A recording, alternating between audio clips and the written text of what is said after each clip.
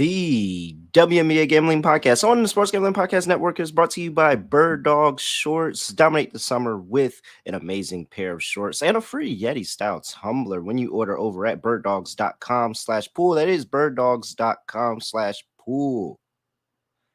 Yes, sir. We are back with another edition of the WNBA Gambling Podcast on the Sports Gambling Podcast Network. Don't mean no the voice of the guy. It's me, really real villain real 12 from Virginia here at your service. And we are back. It's the day that's been talked about for months. It's here. Everything we've been waiting on. It's here. We're going to get our first look. We're going to see it.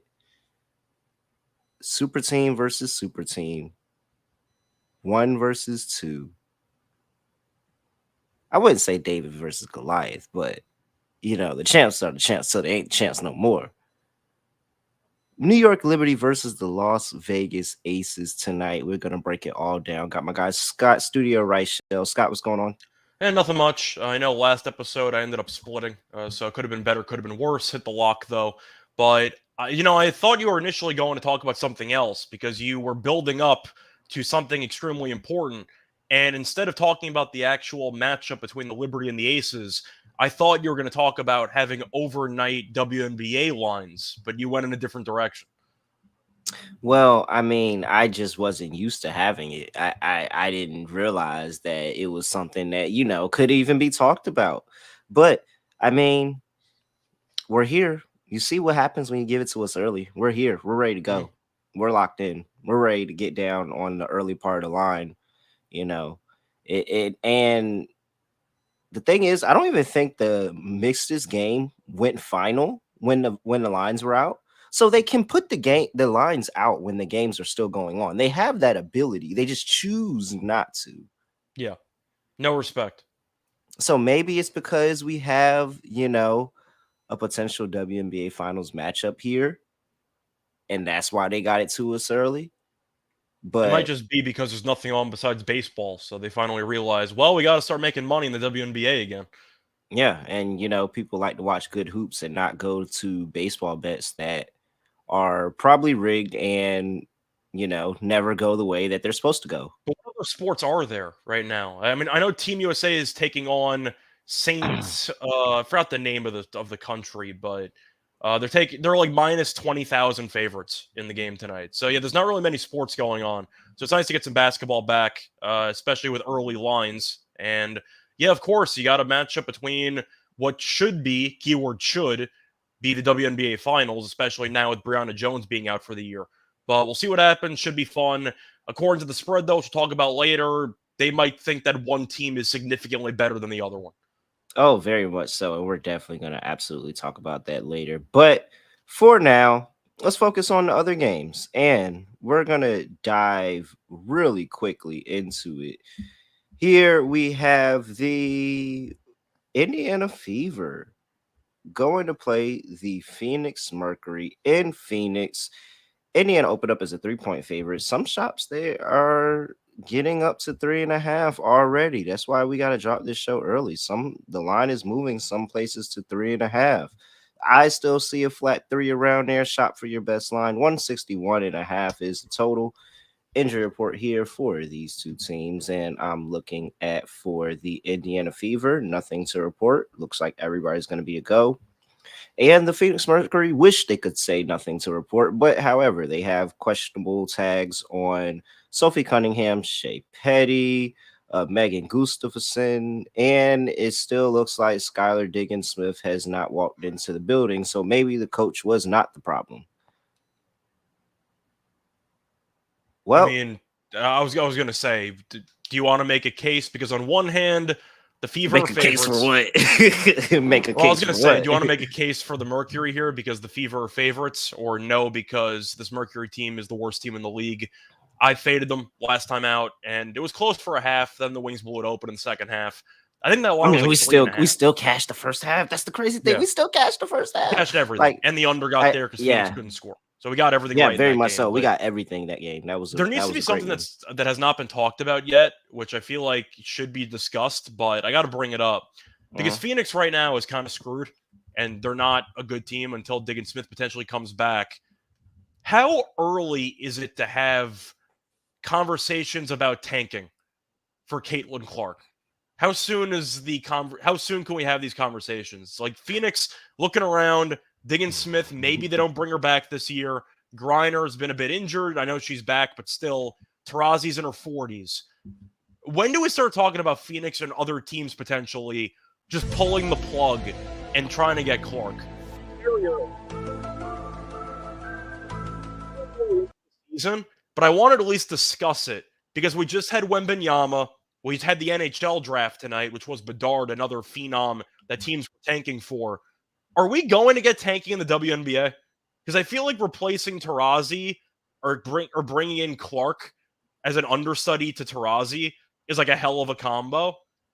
Does Phoenix have like a chance to just consider blowing it up in about a month and just to actively tank? Because I think it's actually closer than people think, and nobody's talking about it. I mean, I don't know why you wouldn't do it now. Like, come on. Diana Taurasi's 41. Yeah, I know. She's 41. Like, come on, guys. Like, why would you not do it now? You had a 21.5 win total. 21.5. At this rate, they might not win 10 games, assuming You that know, Diggin Smith doesn't come back. I was watching the Four Letter Network earlier, and I was watching them, be late to the WNBA plays, and they had some live win totals, and they took the Mercury under 13.5 wins. One, I was very, very surprised that it was still at 13.5. Second, I just couldn't think of how late they were to the party because, man, we've been talking bad about this Mercury team all year. And Well, have you heard any rumors about when Diggin Smith might come back? Because I haven't heard anything.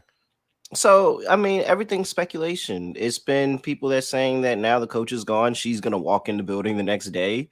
And there's, she still needs some work. Like she delivered a baby. And so that takes time. So I don't know. I have no idea if she's coming back. Honestly, truly, I feel like it's going to be the typical WNBA injury report thing where one day, one random Tuesday, in freaking July, she's just gonna show up and be at the game and play. Like that's just what's gonna happen. So that kind of goes back to what I said though, because to touch upon the tanking thing, I am curious if at some point they just tell Diggin Smith, you know what?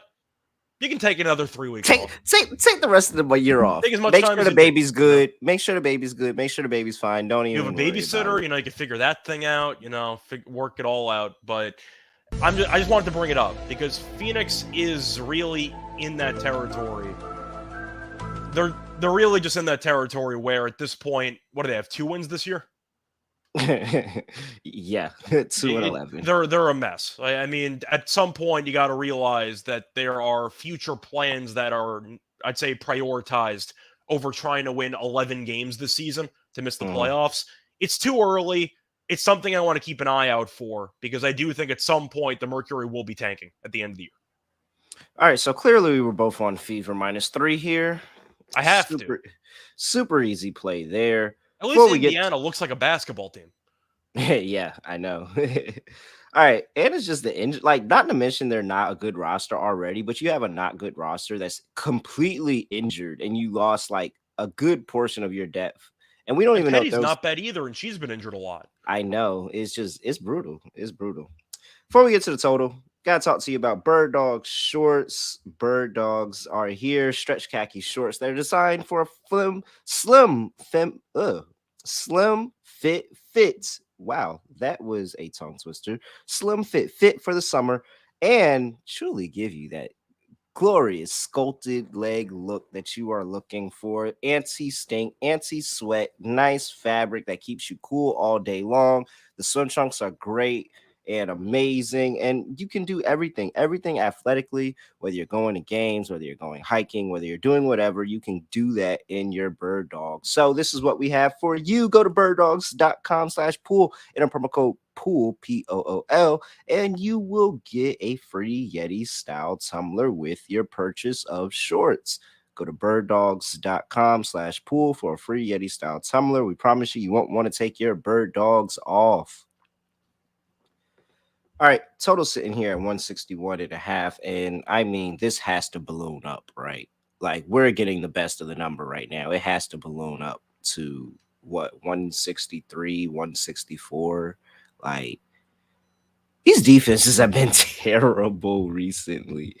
Uh, just going through and looking at the numbers over the past 5 games here, and what I have for the if I find my numbers, there we go. For what I have for the Phoenix Mercury past 5 games, they are 11th out of 12 teams in the WNBA, 90 points per game They for couldn't the score opponent, against Dallas. I even picked Dallas to cover, but I didn't think that they would like barely score in the game. but they give up everything. They I give up know. everything. 90 points per game, 11th in WNBA. Indiana Fever, 89.4. That's good for 10th in WNBA. Both of these defenses are terrible.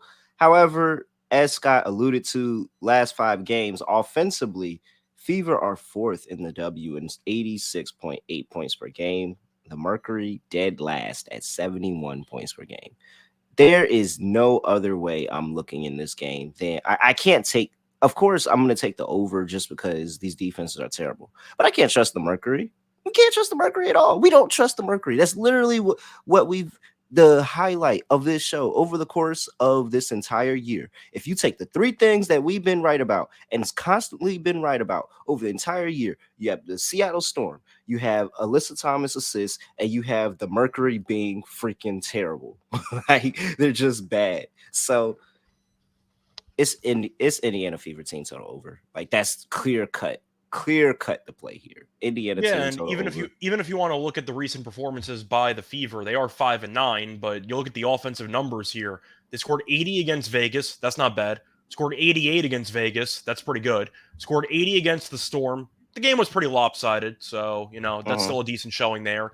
94 against the Dream. 90 against the Sky. This team can score, just simply put. And I want to read off these points allowed by the Mercury just in a game in, game out basis because it is pretty funny to actually list. So to go through, by the way, they played once this season already, and the Fever did win that one they lost that one by 3, but they did score 82 points in that game. So they already had a pretty good offensive game against them. But to read off the Mercury defense recently, last game they allowed 77. Okay, decent showing there. Game before that, 97 against Seattle, 99 against Vegas, 89 against the Liberty, 88 against the Mystics, 83 against the Storm, 82 against Indiana, 90 against the Wings, 89 against the Wings, 99 against the Sparks, 81 against the Lynx. I mean, they're just handing out 85. It's so clear cut. We take, and I mentioned a lot of teams there. That's a pretty big sample size. Like, it's they Indiana team can't total stop over. anybody. That's Indiana team. You don't think about it. Indiana team total over. That's a lock. I'm all over it. I'm playing them in the first half too because we've heard us talk about how bad this Mercury team is in the first half. I want to play Indiana in the first half on their team total as well. It's probably going to come around 45.5. It's kind of just rinse and repeat from the Dallas game. You're looking at a team which record-wise is not great, but you've seen Dallas and Indiana be competitive at times, and that's good enough because Phoenix isn't even competitive at times. So I just can't understand how they constantly, like, I get it's Indiana, but how is Indiana not laying 6 here? I figured they would be closer to like 4 or 5, especially after the Wings once again only laying 3.5 buried this team last game out, and it was kind of the exact same story. Yeah, I'm out of here. I'm out of here on Phoenix. I can't trust them at all. All right, Indiana team total over first half. Indiana team total over full game. We're on Indiana for the game. If gun to my head, I got to take a full game total. I'll take the over 161.5, and hopefully the Mercury don't screw you out of that, or maybe they do, and they just let Indiana score 100 points. Then that's fine. The first game landed 167. So between these teams, so I'll go with the over. All right, let's see here. Next game on the slate, we have the rematch, immediate rematch. Minnesota Lynx going to play the Seattle Storm. Storm are laying -1.5. 163.5 is the total. Injury report here for these two teams, and I see Jordan Horston still questionable with that shoulder injury. She did not play last game. And for the Minnesota Lynx, we did see Diamond Miller come into that game and have herself a game at that. Tiffany Mitchell looks like she's out until about mid-July timeframe, and Ariel Powers and Jessica Sheffer are both out indefinitely as well. I don't And you, understand any Natalie line in this Chanway, game. Natalie Chanway is out as well. So I think the books made it simple and said that the Lynx won the first game at home. Now the Storm are gonna go win the second game at home. I don't understand anything about the lines in this game. The spread and the total. I'm totally lost on what the odds makers are thinking for this game because I don't get it. It looks like there's two just slam dunk plays at first glance. That's why I'm really confused why the line is set the way that it is. Minnesota 6-4 is an underdog ATS this season. I'm referring to Minnesota on with the spread and the over, obviously, because they just played about a day ago on the 27th, and the game landed 197. Minnesota dominated the entire game. Now, the argument could be, well, Seattle's at home. Historically, they have a good home crowd. They are 2-7 straight up at home, and the spread's 1. They're going to have to win the game. Minnesota's only 3-4 on the road. They're really not that bad on the road, but Collier destroyed this team. They scored 104 points. Seattle had no answers to them the entire game. 30. She had 33. Yeah, she killed them. I'm going with Minnesota, and I'm going with the over. Just give me a rinse and repeat of what we saw last game. I could be getting, a bit of a trap line there, but once again, I don't get it. Seattle, we like because they cover, but when covering involves winning, we don't like them as much. We like them when they lose by a respectable margin, when covering requires winning, we're kind of out on that. We're kind of out because that involves winning games. Like we were on the 4-10 total on the under. season. Yeah, we just like the Storm because if they're getting 10, they'll lose by 7. But when they're laying 1, I'm not taking you to win games. I got to take Minnesota and I got to take the over. I mean, Minnesota just beat not Las Vegas, just beat the Sparks 3 times in a row. Yeah.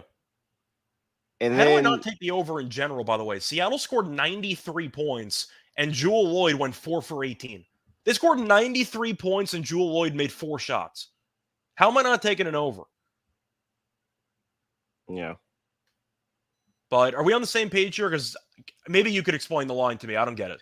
I love the over way more than Minnesota. I do have the same sentiments, and maybe it's just a little bit of recency bias looking at Minnesota going to play the Sparks 3 times and beating them 3 times in a row.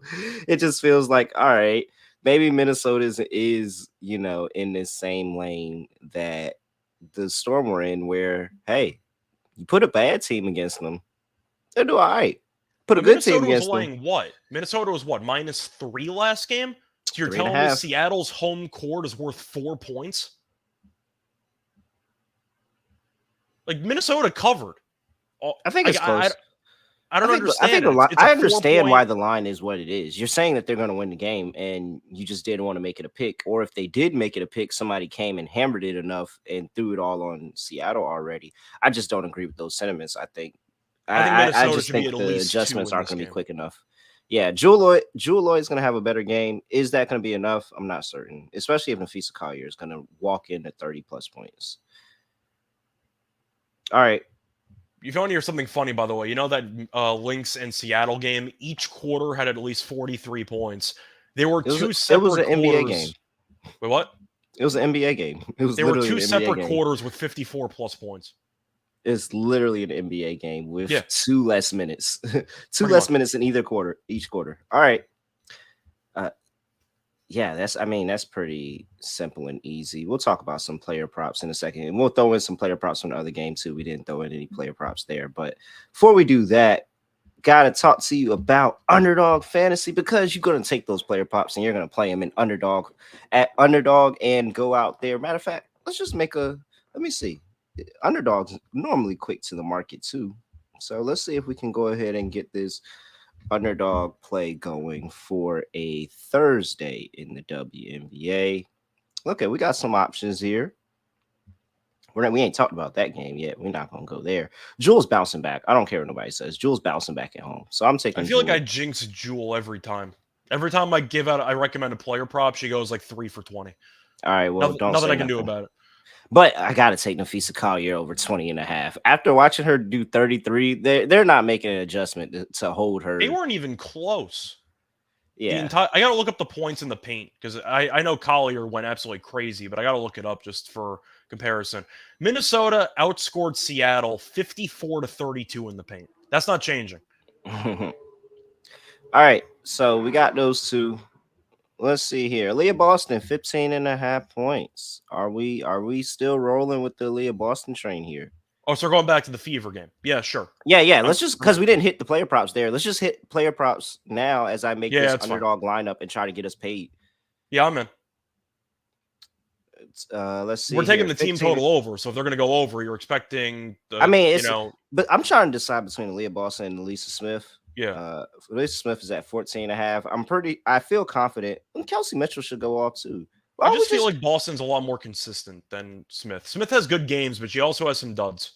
Yeah, she does. Aaliyah Boston's kind of found her stride as the season. All right, so let's go to Aaliyah. Aaliyah, 15 and a half. We got 3. Do we go for 10 or do we go for 20? I mean, we got to go for 20, right?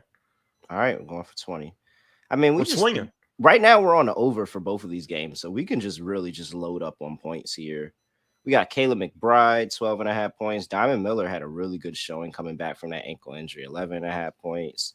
Easy McBeggar, 13 and a half. Kelsey, I'm throwing Kelsey Mitchell in there. She's a bucket getter, man. 16 and a half points for Kelsey Mitchell. Gonna throw that in there, 10x.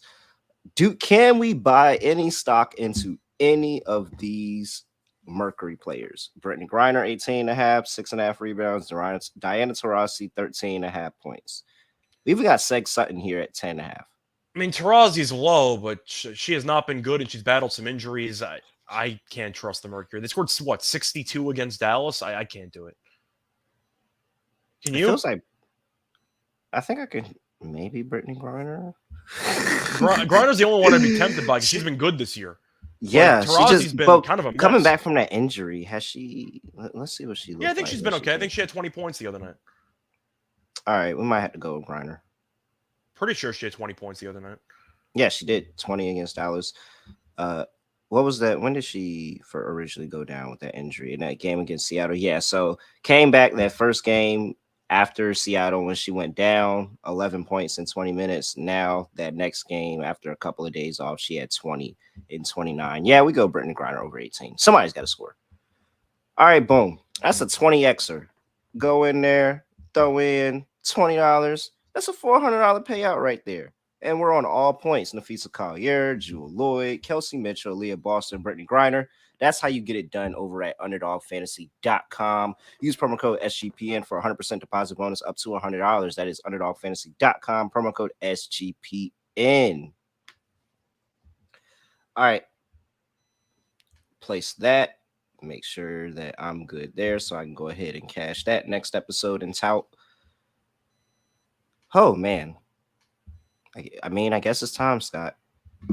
It's always time. Breaking news. The New York Liberty are playing the Las Vegas Aces tomorrow night. Oh, man. I just got to start this off by saying Liberty Bibberty. Of course. Yeah, Liberty. All right. This says the line opened up at 7. I'll let you know I didn't see a 7 ever. Maybe I see 7.5. But it was only 7.5. I didn't see 7 ever. However, 7.5 for the Las Vegas Aces at home. 173.5 is the total now, Scott. It's gone up. So I saw it at 172. Looks like we're getting around 173.5 consensus for both of these two. Yep, 173. So it's definitely shooting up there on the total. Kind of interesting. We'll talk about that a little bit later. Injury report for these two teams and for the New York Liberty. Stephanie Dolson is out till about mid-July, ankle injury. And then we have here for the Aces, Rakana Williams is out indefinitely with that back injury. So pretty much same unit that we've been seeing from these two teams for a while. Are you going to... I want to say this correctly. Are you going to give the Aces the respect of 7.5 points? Or are you going to fade the disrespect of the Liberty Bibberty here? with them catching 7.5 on the road. Personally, I'm going to give the Aces the respect. I'm gonna lay the points. I don't Yeah. feel great about it, but I think there's a good reason why the Aces are favored by this much. The Liberty, I don't think are a great matchup for the Aces right now because the Aces are a very solid team at actually scoring in the paint. And with Dolson's injury, I know they got John Quell and they got Stewie. They really have not been a great paint defense all year long, and they're giving up a lot of points. Once again, props for coming back against the Mystics, but you also trailed by double digits at home against the Mystics. So I'm not exactly sold by the recent form of the Liberty. Now, I am impressed they were able to beat and cover against Connecticut. We know Connecticut's a bit of a compromised team now because you saw Brianna Jones now out for the year. But the Aces, on paper, are probably the best WNBA team ever created, and I don't think that's a hot take. I mean, they're a dream team. It's really what they are. For me, I'm going to go with the Aces. We know how good this team is. We know that they are going to go over their win total. They're undefeated at home. But you're looking at New York. They had the thrilling comeback against the Mystics. They were able to beat up on the Mercury and the Dream. Two bad teams. No offense to Atlanta fans, but it is what it is. I'm looking at the Aces, and they just keep chugging along. And I think that at home, they'll be able to take care of business once again. There was no travel involved because they've been at home since the 24th. So Vegas should be comfortable. It's a big game. This team's been there before. The Liberty, even though this team, of course, is projected to make a deep run, this is the biggest game, the most important game that a lot of these players have had to play together. And I think eventually Vegas will wear them down. I like the over in this game. I see a lot of points. I think you're going to see a pretty high-scoring game where the pace should be high, and you might see one of these teams break 100 potentially. But give me Vegas. I think Vegas gets it done. It might seem disrespectful, but I really just think Asia is going to dominate in the paint. And I think that the Liberty, truth is, John Quell has really just not been great for this team. And I'm disappointed by it, but I have to at least point it out. I have faith in Brianna. I know Sabrina's been good, but she can be streaky as well. But I do think John Quell is going to have problems in this game. So I'm going to lean to her unders on player props, but I am going to go with the Aces in this game. I think they win by 10. All right. I disagree, and I'm going to stick with our Liberty here, Liberty, and just sit here and say that they, as much as I do believe Asia Wilson is going to go off and she's going to have the game, Brianna Stewart is going to go off too, man, and they're going to be really good. I mean, she's had really, really good games against the Aces. Like, I understand, it was with the Storm, but a score is going to score no matter what team they're on. And in the playoffs, 24, 32, 20, 42, regular season last year, she had a 21-15 game against the Aces, a 35-10 game against the Aces. What is this? There's a 14-7 in there, so everything ain't peaches and cream. But another 21-8 game. Like, I think that those two are gonna go at it, and those two are gonna get theirs regardless. Is everybody else around them going to be able to step up? Is everybody else around them going to live up to the occasion?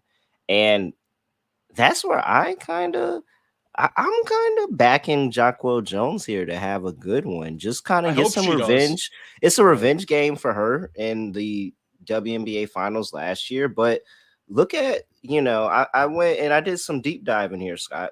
And like I was diving deep and very much diving deep here. And the Aces, they give it up some decent production to the center position very, very recently. Leah Boston, she's great, but 7 for 14, 14 rebounds, 2 blocks, 8 for 11, 9 rebounds, a block. Nafisa Collier had a good game against them. She pulled down 7 rebounds as well. And, just the last few games, Brianna Jones had some really, really good games as well. Brianna Jones was able to hold it down. She's had a 9 and a 10 rebound game. I think that the opportunity, even Cheyenne Parker had a really good game against them, 10 for 18 from the field, 11 rebounds. That's where I'm looking for Jonquil Jones at on the boards, and I think that she'll have a really good. I got her boards the other day when I was playing it at 7.5, I believe I did. So probably be around there, maybe 6.5, because you do have a lot of size on that Aces team. But I think Jonquil is gonna have to, like, she's gonna have to step up, and she's gonna have to make her presence known and be like, hey, you didn't just get me to come here and play here to be, somebody big on the inside, and just kind of no, I'm coming down here and I'm coming to hoop. And so I think it's a really good revenge spot for her. So I'm actually on Jonquil Jones over on points and rebounds. Honestly, I think she's gonna have a pretty good game here and be that additional X factor along with a Sabrina Ionescu who can really get going. Hopefully she gets going from three. But Aja Laney is somebody who's quietly really, really got it going. And then we're not going to talk about Maria Johannes coming off the bench. Like, I just think that scoring wise, they're going to be able to keep up. And especially in the first half. And so I'm on the Liberty here plus 7.5. I'm getting it now because I think that's going to fall, to be honest. But in terms of the total, give me a first half over with these two teams. I want to take the full game, but I do have the fear that this gets into a little bit of playoff mode. Maybe a fourth quarter kind of derails this. So on the full game, I think I'm actually going to lean under, and I'm just going to wait for everybody to bet the over up to maybe 174.5. It's at 173.5 right now. I can't really see it getting any higher than that, but maybe it does. And then I'm going to just come in and take the under there. But I like that first half over. And both of these two teams really, really good in terms of scoring in the first half. Let me pull, where's my numbers at? Last 5 games, Aces have 52.6 points in the first half. That is first in WNBA. New York Liberty third at 48.8 in the first half over the past 5 games. Look at these two teams defensively and what they do in that same metric on the opponent's points per game, and that's where the Aces fall, 42 points per game. They are 6th in the WNBA. New York Liberty still hanging tough, 40.6 points per game for their opponent in the first half. That is 3rd in WNBA. I do think defense will come alive just a little bit later in this one. And if we get, just those totals, should probably have about a first half number of 81.5, 82.5, somewhere around that. These totals line up with that. I'm going to take the over. Give me the over in the first half between these two teams. We see fireworks early, a little bit more of a defensive game later in the second half. I can see it slowing down late. So I think if you want to actually take an under, you mentioned the potential waiting until the line gets high enough. If you like the first half over, then why don't you just live bet the under? Yep, that's how I'm going to play it. So I'm playing the first half over and live betting the under. I was just, in terms of, tally site picks or whatever, Yeah. I'll go full game under here and just call my shot. But I think we can get this to balloon up to in the 180s or something like that. Come in, smashing under, and not even sweat towards the fourth quarter, because these two teams are going to get after it, especially if it's a close game. You're on Aces. I'm on a Liberty. Player props. I mentioned Asia Wilson. Stewie and Asia are going off. Stewie and Asia are going off. That's happening. Where are their numbers? Their numbers can't be high enough. I'm trying to think how these teams are going to defend each other. Like, I think Jonquil's. You're picking the Liberty because you think Jonquil is going to step up. Yeah, I don't. So that's where we kind of disagree, because I think it's a bad matchup for Jonquil. And truth is, the Aces kind of played her off the floor last year, which is insane because she won league MVP. But yeah, Jonquil was really not that good in the WNBA finals, and that was a problem because she couldn't handle the pace that the Aces were playing at. And to just throw it out there, because I did find this interesting when I looked it up earlier. The Aces have slowed the pace down in the past 5 games. They are down in 8th. That's unheard of for the Aces. Yeah, by the way, they're usually top 2, top 3. They're literally top 2 all year long. The pace has slowed down tremendously. The fact that they are 8th in the W in pace in the past 5 games means a lot. Like, that is really, really big for an Aces team that just thinks run. Well, so I appreciate you pointing that out, but I do want to pull up Jonquil's numbers against the Aces in the finals last year. They weren't as bad as I thought. I just maybe thought on impact she wasn't that impactful, but I mean 13-8, 20-5, 16-11, 15-9. Okay, that's not that bad. But I'm I on thought it was Jacqueline, worse man. for I some think she's reason gonna have a game. It's the perfect revenge spot for her too. Like it's perfect, because she and lost in the she gets a finals. better Yeah. team. Yeah. Mm. Do you like Vandersloot assists? I'm guessing you have to because you think they're going to win the Oh, game. and last year in the finals, I saw Jacqueline Jones in when Las Vegas, where our studio is. So just let you know, she stays at the Win. Like that's where she hangs out at. Good people hang out at the Win, Las Vegas, by the Blue Wire Studios. That just letting you know that right now. So definitely rocking with Jacqueline Jones here. What'd you say? I said Vandersloot assists.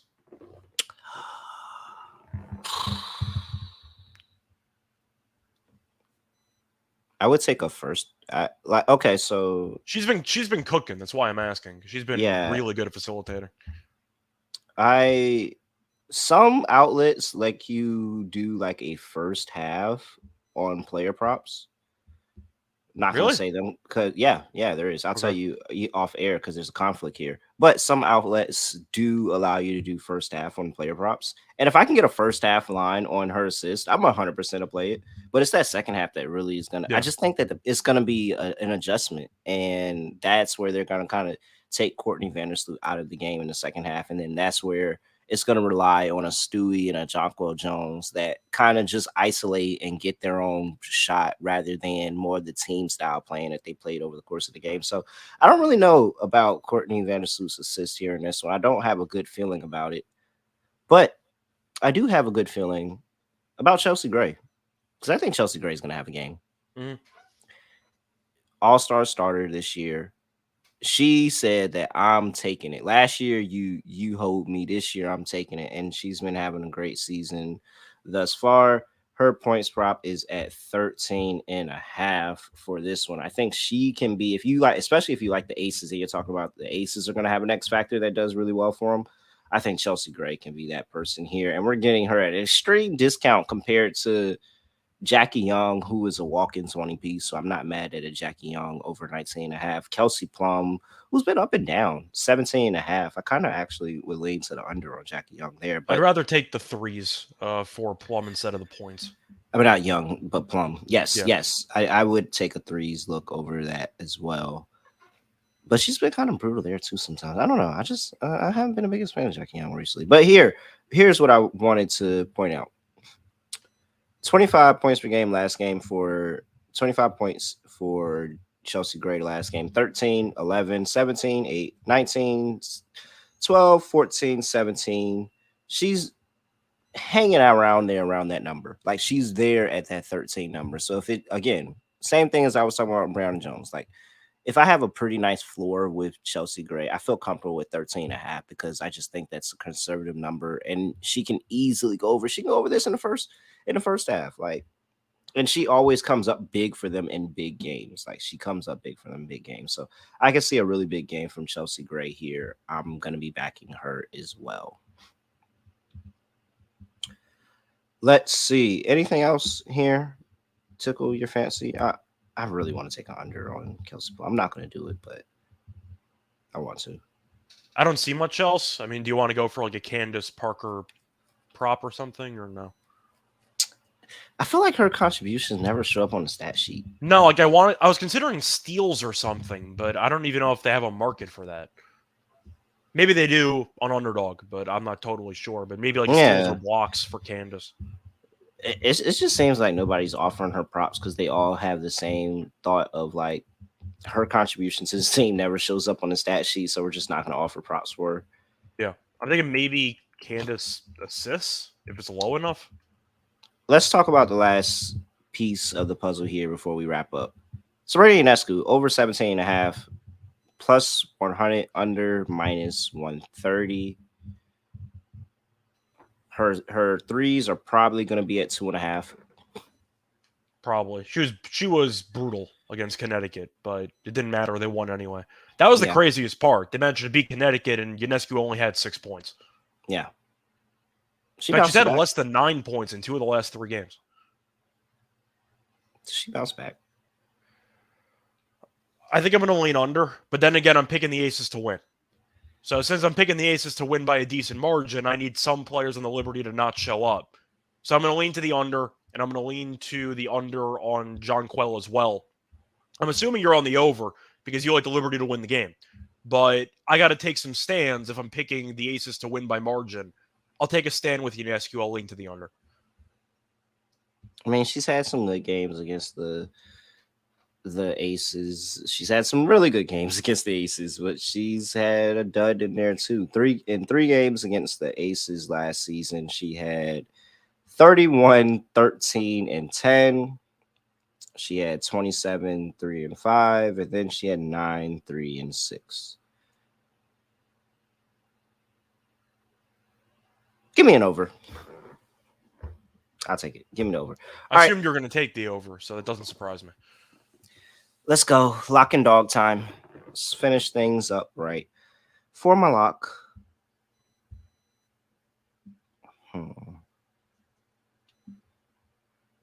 I will.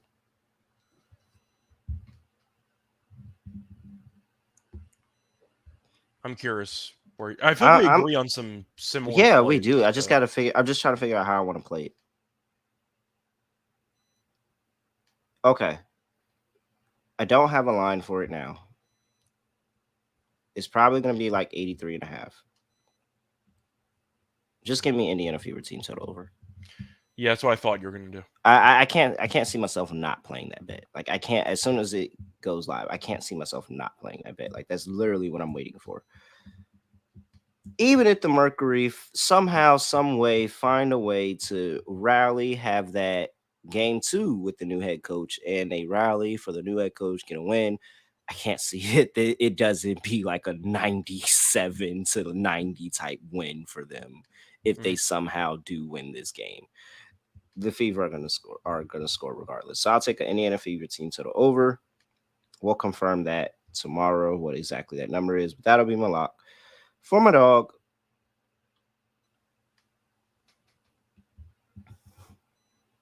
I'm out here giving out plays that don't exist yet. Like you'd either go for a player prop or you could potentially take the Liberty on the money line if you think they win. In theory, the Lynx are plus 100, but that's too small. Yeah, that's a puppy dog. We're not going that route. Nah, give me the. Why not? They can really come in. They can really, really turn. There's been too many times this season that we've seen the Aces actually stumble in the first half, and then they just pick things back up in the second half and got it done. We've seen it against the Fever. We've seen it against the Dream. It happened against the Dream too. Yeah, give me the.